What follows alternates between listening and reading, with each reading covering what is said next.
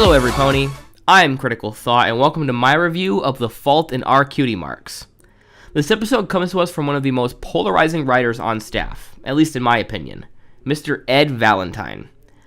While our buddy Ed here would at least contribute one final time to MLP by writing the script for the 2017 Equestria Girls summertime short Good Vibes, this was his final 22-minute episode for Friendship is Magic. His other episodes included one of my all-time favorites, Flight to the Finish in Season 4, but also Three's a Crowd, which was just boring, and The Cart Before the Ponies, which was flat-out bad. Can Ed at least break even between his good and bad episodes here, or will he end up with only one good episode to his name in my eyes? Let's find out. We kick off this episode with the CMC doing a house call for a family whose daughter recently got her cutie mark. The filly's parents tell Sweetie Belle and Apple Bloom that they are unsettled by their daughter's cutie mark, seeing as how it's a picture of a pony skull and leg bones. They think their daughter's special talent is being a serial killer.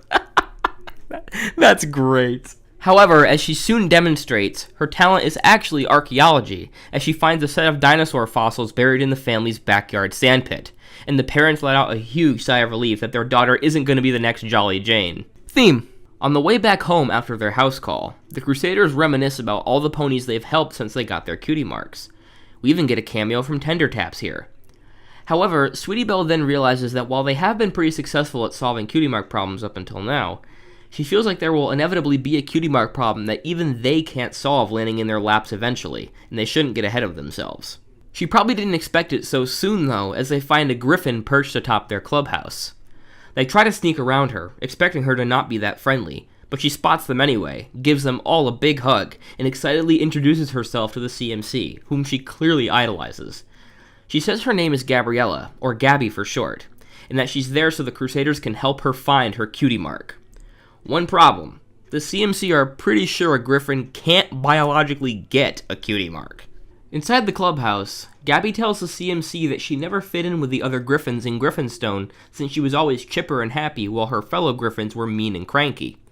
However, once she witnessed Pinkie Pie teaching Gilda about the joys of helping others during the events of Season 5's The Lost Treasure of Griffinstone, she wanted to find out why she was so different from the other griffins, and figured the cutie marks might have something to do with it. After asking around Ponyville, she heard all about the Crusaders and their accomplishments, hence why she's here to have them help her get a cutie mark. So, let's make with the cutie! Whenever you're ready. Did it happen yet? Gah! Ed, you devious penman! You know griffins are my weakness and you went and made a cute one! Damn you! The CMC try breaking the news to Gabby that a griffin probably can't get a cutie mark, but Gabby is not deterred and says she knows the CMC will rise to the challenge of getting her one anyway. Unsure of what to do, the Crusaders pay a visit to Twilight to see if she has any records of griffins getting a cutie mark. Twilight tells them that in every book she's ever read about cutie marks, there has never been anything about any species other than ponies being able to achieve them. She says there's still a chance it could happen, but the likelihood is incredibly slim, and that it's more likely that griffins just can't get cutie marks. This leaves the CMC at a loss of what to tell Gabby. On their way back to the clubhouse, the Crusaders realize that even if they can't help Gabby get her cutie mark, they can still help her with what a cutie mark represents, the true purpose in one's life. However, when they try to tell Gabby again that she likely won't be getting her cutie mark since it's never happened for any creature other than ponies before, Gabby is still confident that she can get one and says there's a first time for everything. At first, the CMC are still feeling bad for Gabby, but then Scootaloo changes her attitude and promises the Griffin that the Crusaders will do everything in their power to get her a cutie mark. Why in tarnation would you promise something that just can't be done? I know what it's like to want something that's out of reach. Oh god. Don't cry, Critical. Don't cry. So, the CMC decided to take Gabby on as a real client, and we kick off a brand new musical number by Daniel Ingram entitled Find the Purpose in Your Life. During the song, the Crusaders discover that the usual CMC tactics won't work for Gabby since she's good at everything they try. This song, though, Okay, first off, it's way better than Derby Racers. The lyrics are fantastic and the vocal melodies are fun, especially for Gabby's parts. But it feels like something is missing. It almost feels like the energy of the vocal performances demand a stronger and more epic instrumental that just isn't there. These light, airy sounding instruments don't mesh with the percussion and the go-get-it attitude the track is aiming for. This is most apparent during the bridge when the mandolin and acoustic guitar cut out, letting the percussion get heavier and the drum takes over as lead instrument. These sections of the song are my favorite because the instrumental finally matches the energy of the rest of the song. But when the bridge is over and the other instruments come back in, it gets weird all over again. I bet a quick remix of this piece would do wonders for it and make it absolutely amazing. Overall, I do enjoy the song. It's not the best in the show's history, but it's certainly listenable.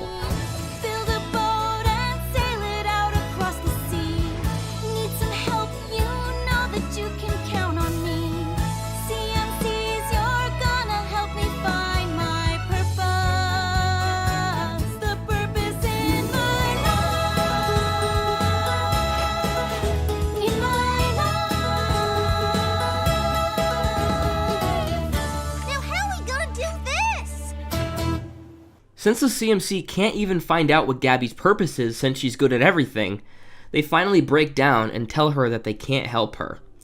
This leaves Gabby and the Crusaders in tears, and the Griffin flies off. As the CMC are sulking in the clubhouse about not being able to help, Gabby bursts through the door and shows off her brand new cutie mark. What? You got your mark after all, even though we couldn't find your purpose? But what? Huh?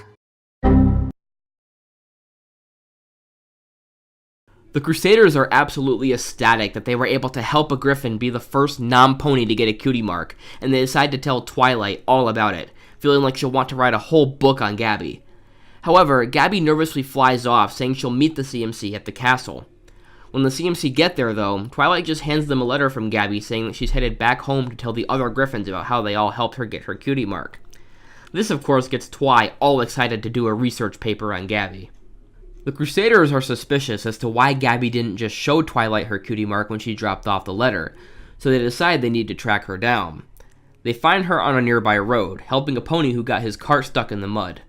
When she's able to push the cart out of the mud, she falls in, and the CMC realize her cutie mark is fake and just painted on. Gabby says she did it not because she was so distraught over not having a cutie mark, but because she didn't want the CMC to be so upset thinking they failed. This gives Scootaloo an idea, and she tells Gabby to meet them all at the clubhouse shortly. When Gabby gets there, the CMC tell her that they realize what her special purpose is: helping others.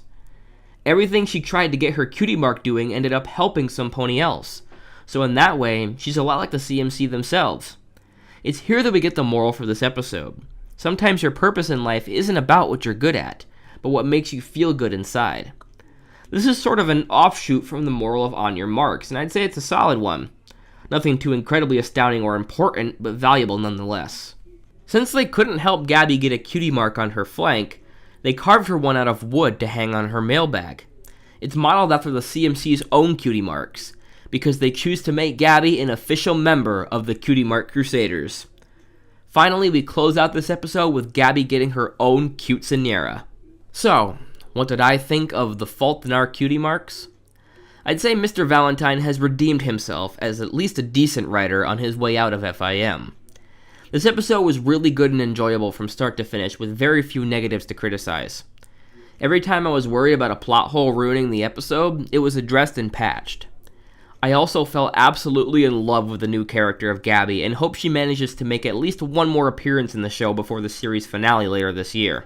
The only real weak point of the episode was the song, but even that isn't enough to really drag the whole episode down.